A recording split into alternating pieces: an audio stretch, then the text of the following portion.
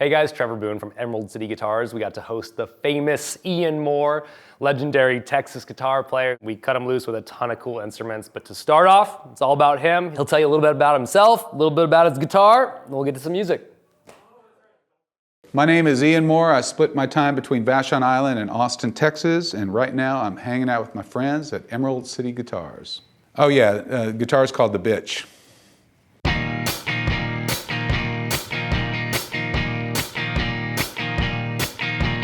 I'm like 19 years old. At this point, I'd been playing, I had a guitar that was one of Stevie Ray Vaughan's guitars. It was this weird, it was a mid-60s 335, which sounds awesome, but it was a 12-string, and I had it strung as a 6-string, so it's super weird.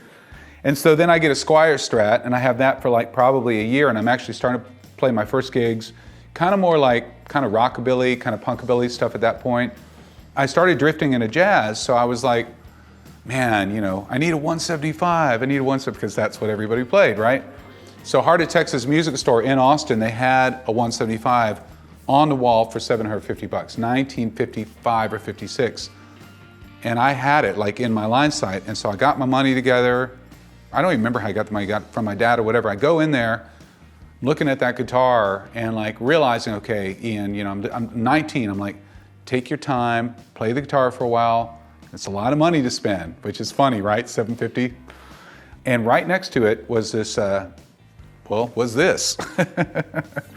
And, you know, everybody in Austin played a Strat. And so I kind of didn't want to have a Strat because I was kind of trying to do my own thing. I picked this guitar up, I played it for a while, played the 175 for a while, and I just was like, I literally remember in my brain going, well, if I get this guitar and I end up being a jazz player, I can get sounds kind of like a 175, not quite as cool in that realm, but a 175 could not get any of these sounds. So I bought it, $750, man, and I mean, literally, this guitar has been, I open up with the Stones on this guitar. Not all just the cool big things, but you know, this is the guitar this is my guitar. I did everything with it.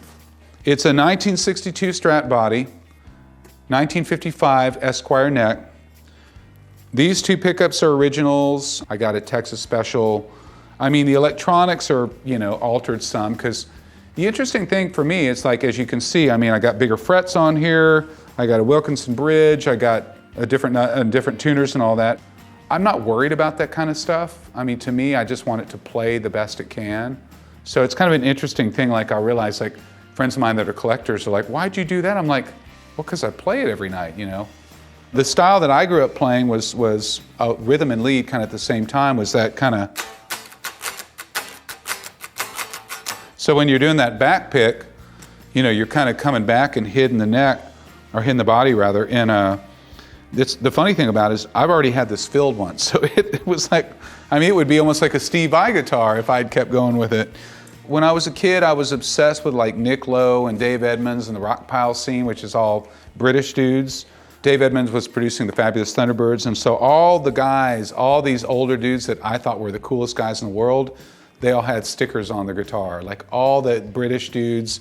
And I remember going, where do you get those? And they're like, oh, there's a place called Kensington Market in London. And so the first time I played London, I went to Kensington Market and I got one of these stickers. And you know what's cool is, can't get them. I mean, I'm sure you can get them somewhere, but they're not there.